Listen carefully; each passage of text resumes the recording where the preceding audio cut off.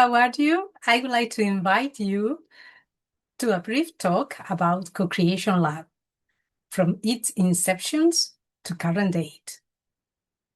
Well, now I'm going to tell you what our presentation index will be as we carry on with this introduction to the laboratory.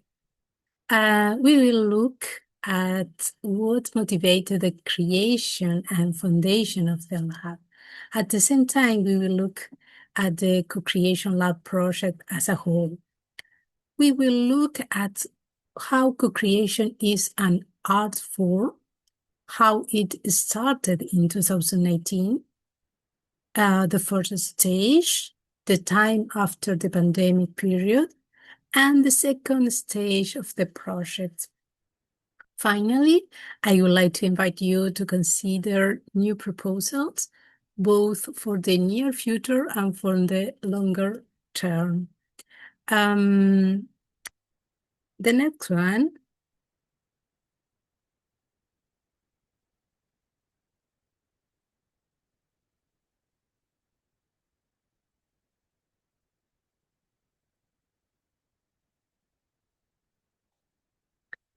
I think that in this slide is necessary to share a question. What were the three main projects or ideas that led to the creation of the laboratory? Well, on the one hand, everything to do with the Performing Arts Network. This is mostly about the first time we worked together in 2017 with the New World Symphony and our contact to Cultural Ring, Justin Trigger. Another activity that also had an influence was Mure networking museography. And the third possibility was to share scientific information about particle physics. These three projects were the foundation for the laboratory. On the one hand, because the laboratory was closely linked to everything related to co-creation, creativity, and the arts, from both a transdisciplinary perspective and a specific or interdisciplinary approach. Here is the first activity that which happened in 2017. I would like to share the next one here. Okay. Justin Trigger presented the New World Symphony in the context of a cultural ring. She gave us a greeting from Michael Tison Thomas, who was the artistic director of the New World Symphony at the time. This video call was set up for the Latin America region and is available in 3 languages, in Spanish, English, and Portuguese. It was a really important moment because it started a conversation not only with New World Symphony, but also with the Performing Arts Network between the United States and Europe. I also mentioned before the laboratory started, there were a lot of activity related to Mure networking, museography. This began with the first remote visit by video conference in 2013. Oh, I am sharing in this moment the presentation with Justin Trigger and New World Symphony, the image with Michael Tison Thomas. Okay. Then the next one, I would like to point out about Mure museography networking, or networking museography. This is very interesting project because this was with Chile, especially with Museum of Contemporary Art. In 2014, the first remote visits to museums in Uruguay took place. In 2014, 15, and 16, the design of Mure began to take shape so that in 2017, it was possible to finance part of what had been developed in that year using money for the Ministry of Education and Culture. On your left, you can see how the project has developed, and in your right, there's a map of the connection had been made in the in whole the process of Mure. In short, Mure Network Museography is a real-time platform where different museums, heritage sites, and objects of artistic and heritage interest are displayed and shared, and where content is co-created online. To see what we mean, please check out our YouTube channel and website as well. And the next one slide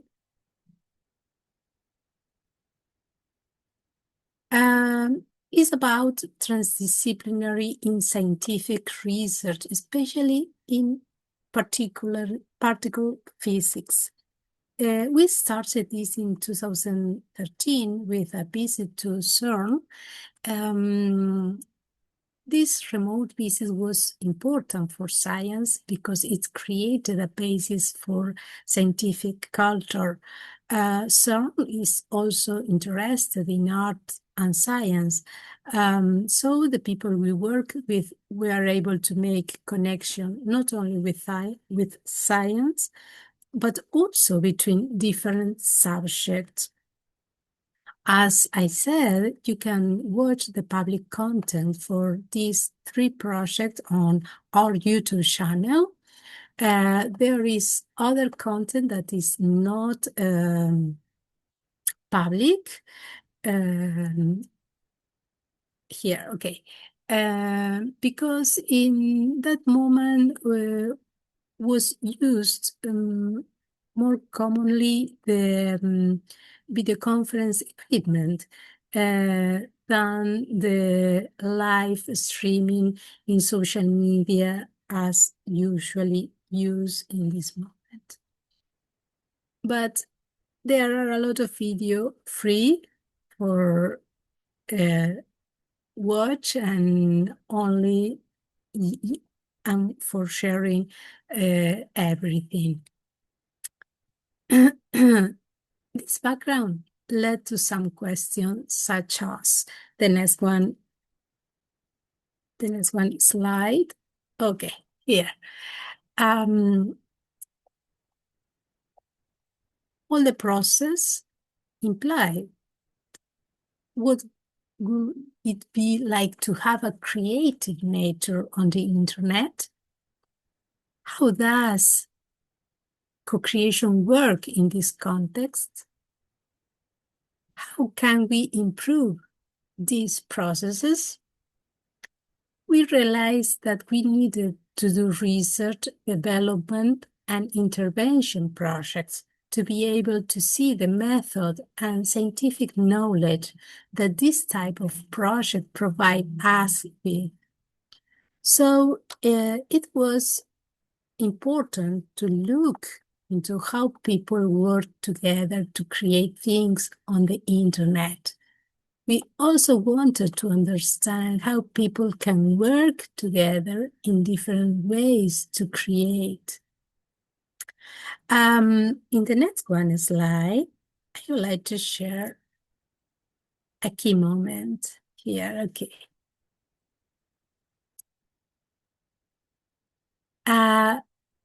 Before the lab was set up, appeared the book by Brian Reel and Matti Amalainen. They suggest a different way of working together. When I mentioned another approach, many of you will know that there are ways of working together in different areas of engineering. In this book, they suggest that this is not about engineering, but seeing it as an art, the co-creation as an art.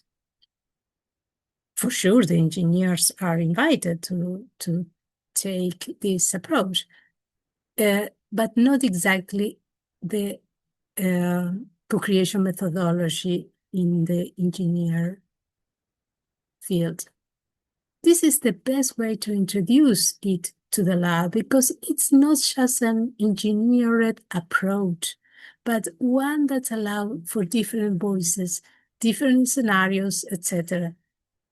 This makes it much more likely that we will achieve transdisciplinarity. Okay, the next one slide here. Okay. This is very important moment. This is the co-creation lab, the first edition. You can check in your left where it is described, and in turn, what are the characteristics, the distributed form of the laboratory that you can check in the map. It's a research and intervention project, but it also has a distributed way of operating.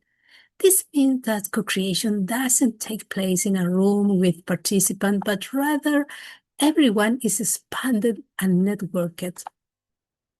This is how we are interested in investigating how co-creation occurs in these contexts.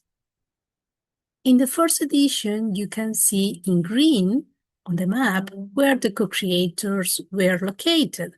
We had participants from Oceania, Africa, the Americas, and Europe.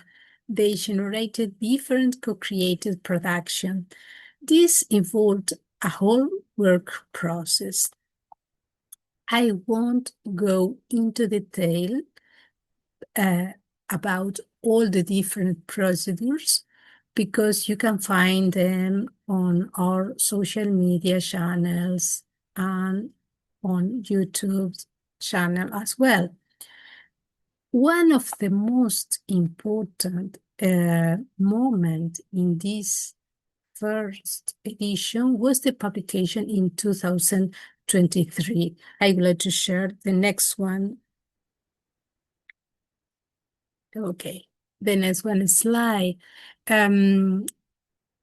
This publication was about the results of the first edition into the laboratory, which was edited by Springer Nature, Cambridge University, and the European Alliance of Innovation.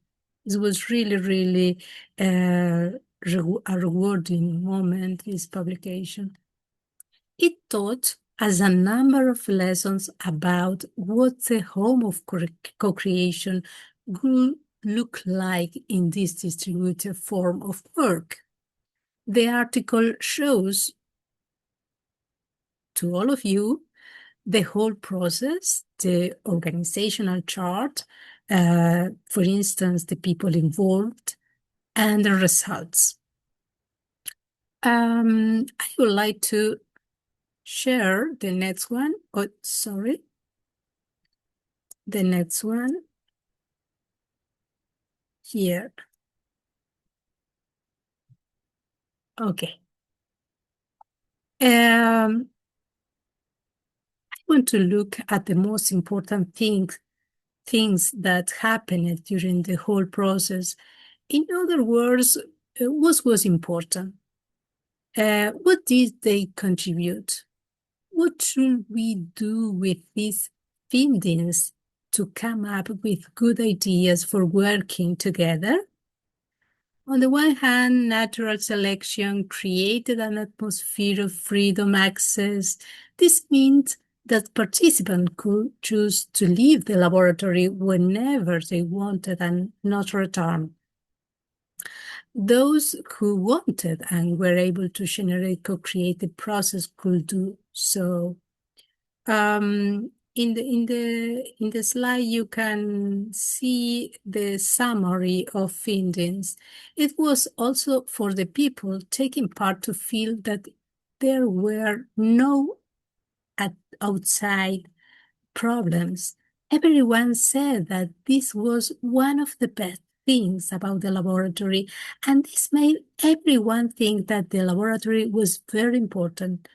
Focusing on online spaces that are made better by different ICT tools or IT tools. This creates a natural connection between how the lab is designed and how easy it is to use the different tools. You can get advice from different people depending on what you need. To put it simply, the topics were chosen by the co-creators as they worked together, and we looked for advisors to help them. It was very important to get feedback all the time and to have ways of working that make from the bottom up and from the top down synergies.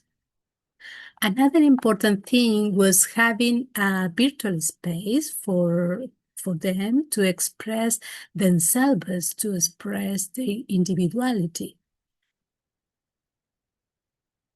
They thought this was a really good thing because it gave them freedom and made them want to work together.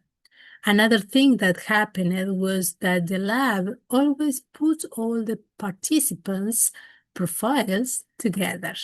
This means that different groups could work out what they had in common, even though they were all different. For many, it was important that the laboratory helped to balance any frustration that might have come from the co-created process itself. They also gave some really important advice about how to get everyone on the same page, as well as how to make everyone feel connected to each other. If you are interested in what should be generated as a basis, here are our main findings in this type of context.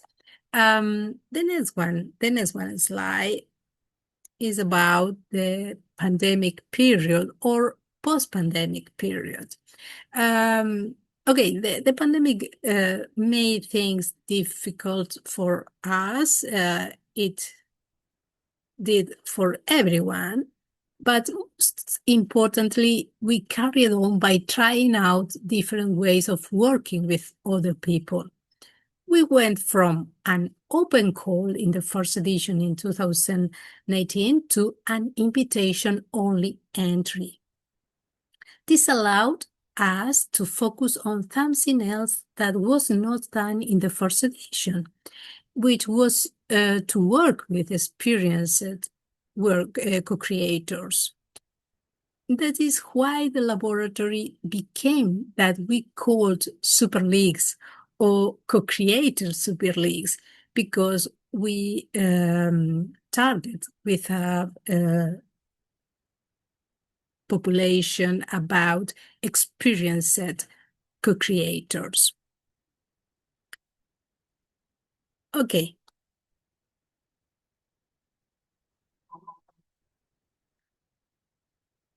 That is why we also had to choose who could take part in advance, whereas in the first edition, it was all about everyone working together. And so from there, the plans and design were created to help them with that process, as well as the features of continuity and super leagues that I mentioned, where we were dealing with the data from the first edition. To put it simply, the pandemic pause was also an active pause. This means that in the period after the pandemic, we were able to improve a lot of research we did. Okay.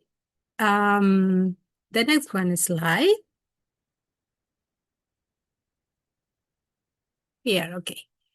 From 2023, there will be a very good chance to continue researching, but in a different way. This will be through the doctoral program in digital humanities at UNIR in Spain, which I have already talked about. My thesis had three main parts. They are linked to electronic culture or digital culture or e-culture, and how people work together to create things. This could be the big umbrellas, but at the same time, what are the three most important groups working in this network context? As question, as a explanation. On the one hand, the co-creators. On the other hand, pioneers, not only in IT, but also from a transdisciplinary point of view, where IT is transversal or multisectoral. And on the other hand, teachers in training who have the important job of shaping the teaching profession and as a result of society itself. So these three groups are the main ones involved. One of the things we are working on is to make the laboratory like a big umbrella that covers the whole process. On the one hand, there is the laboratory linked to museums, the lab linked to super leagues, and this is, in other words, to experience creators and co-creators. We are already exploring this in our doctoral research. We are looking at the leaders and leaderships of teachers in co-creation. The whole doctorate program I am doing is part of an international program, which is why it includes research stays. I've done almost everything that's needed. I have a small section left, which I hope to complete soon. One of these research stays was at the University of Paris, Paris 8, in a laboratory called Paragraph, and the other was through the Mexican Academic Network. I did this in a rural area of the state of Guerrero in Mexico, in a village, a small, very small village called Cutzamala.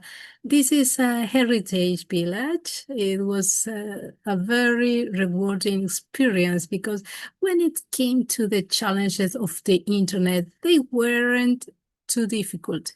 It was possible to set up the laboratory so that it connected Japan, Nepal, various places in Latin America, Africa, and Europe without any problems from a rural area in Mexico. I will explain that this research stays do. I took part in one of the workshops at Paris 8 University. This was about how communities in Greece, France, and Denmark can work together. I was able to share what we did and help others think about how they can work together too. The research state focused on different subjects, including art, science, technology, and society. This is a quick summary of what is happening, as I said before.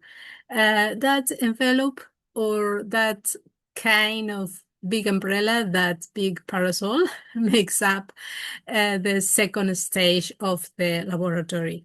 The next one slide. Okay. The question is, what new ideas will we have in 2025-26?